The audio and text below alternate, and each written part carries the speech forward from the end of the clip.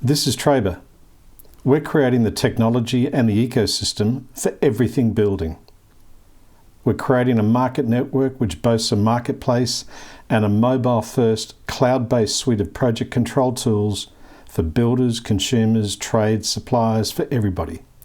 All on the smartphone, all remote, all mobile, all for building. This is Trabr, and this is a building conversation.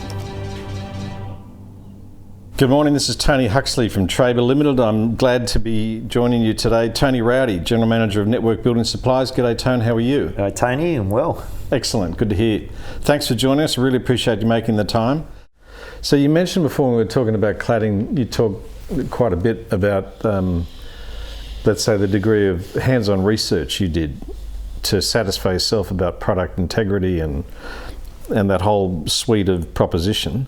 How much does research and analysis, how much has it influenced or shaped the business that is Network Building Supplies today? Is it about that research, or is it just purely about responding to customer needs at any given point in time? It's a bit of both. Like, obviously, customer needs is number one for us. Yep. But then they trust us as well. We build relationships. We're a relationship business.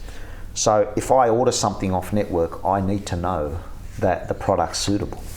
So for us, it has shaped what we do. So we do our research. We don't put suppliers on willy-nilly.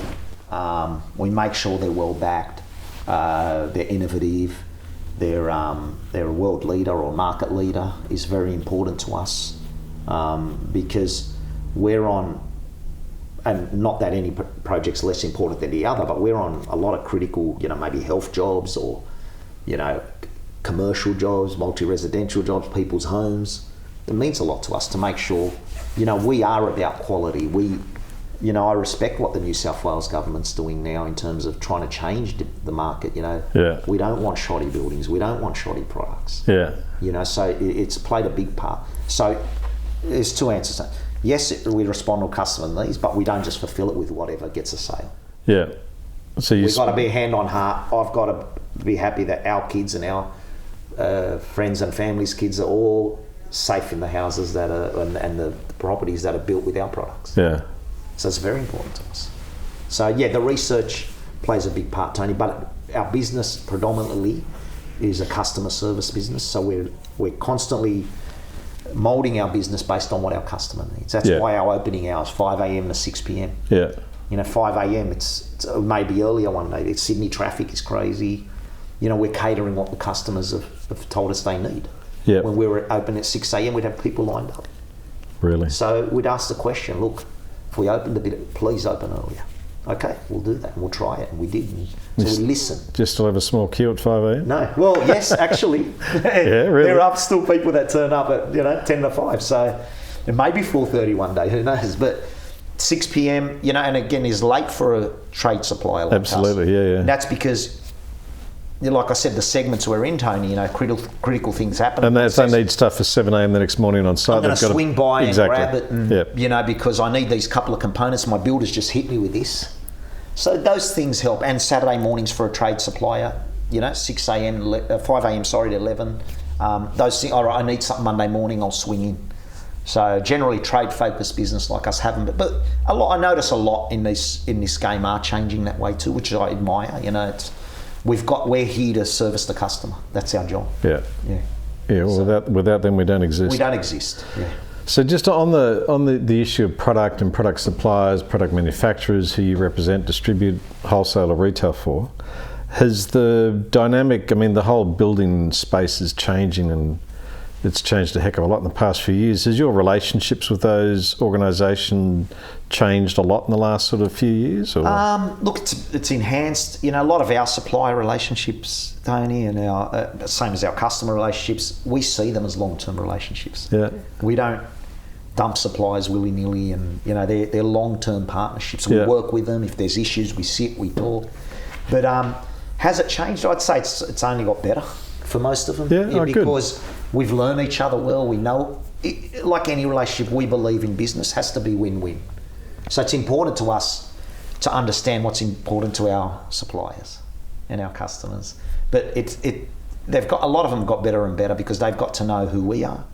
that, we're honourable people. We're not here to do the wrong thing.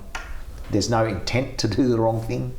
The intentions are always good, but we learn a lot from our suppliers as well, because they're market leaders, they're big companies. And they're out there dealing with a whole lot of network building supplies for one Correct. of the... Yeah. And we learn a lot from them. Yeah. So over time, being involved with some key personnel in those highly respected companies, Yeah. we form great relationships with people that we learn a lot of. And vice versa, a lot of them learn a bit from us, because we're different in town. We're smaller, we're nimble, so they learn some things off us, and we're open with them about what we do. So I would say it's improved over those years, because of our communication with each other. Despite the market volatilities otherwise. We've to us, our suppliers are partners. We're partners with our suppliers, and we're partners with our customers. Yeah. That's the relationships we form. We're in an industry where you've got to help each other. There's a lot of challenges, and you work together. There's a lot of design and construct issues, and putting the right people together is very important to us. Yeah. So in that context, though, I mean, there's obviously always other factors that are external that you can't change. But I mean, do things like trade tariffs and other competitive factors? Because I know a lot of your brands are international. Correct. The key product we do import is the Mitsubishi Alpolic from Japan, so there can be a little bit of that, but at the moment that's okay. Most of what we do, we're proud to say, is manufactured in Australia, which is great. We're one of CSR's largest distributors. Yeah. And as you know, Tone, Hebel, Bradford Insulation, CSR Gyprock, Rondo Metal Products, they're all manufactured in Australia. Locally, yep. So that's another great part of being in this business. It's not a lot of industries you can talk about local manufacturing. Not anymore, sadly, yeah. No, but whereas very true. Thankfully, in our industry, I would say 60 to 70% of what we sell is manufactured here, which is fantastic. So we don't have a big effect with that, but obviously being the Mitsubishi Alpolic distributor, as I've told you, exchange rates and things like that always have to be taken into account, because we do import, and you got to hedge and do what you have to do. Yeah. So they're all factors in running a business, aren't they? Hopefully, the good stuff we've got, we manage that pretty well. But the one thing I like is Australia's got great partnership with Japan, and being our main imported product is the Alpolic, that helps. So Japan and Australia get on really well. Tony Rouady, I appreciate your time. Thanks for joining me this morning. Thanks, Tony.